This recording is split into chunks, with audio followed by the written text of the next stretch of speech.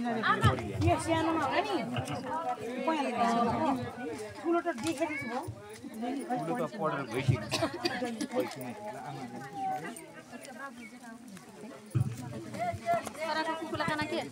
ए आइज यहाँ अगाडि अब चाहिँ हामी यो हस्तान्तरणको अन्तिम चरणमा छौँ कता गयो के त बाबालाई माइक दिनु बाबाले पढेर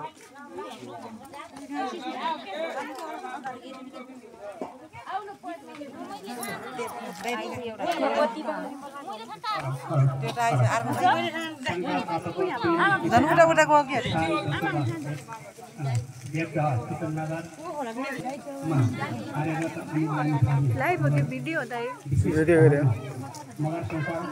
लाइभ गरेछ के हुन्छ छैन के लाइभ गर्ने मान्छे सबैले भिडियो मात्रै गर्नु भएको भएको घोषणा गर्छु परिवारलाई चाहिँ हस्तान्तरण गर्दैछु धन्यवाद धन्यवाद हामीले यो शिलालेखमा रहेको स्वर्गीय पिकबहादुर विकटा मगरको निवास हस्तान्तरणको यो शिलालेख पढेर हामीले यो घर हस्तान्तरण पनि गरिसकेका छौँ अब भने हामी यो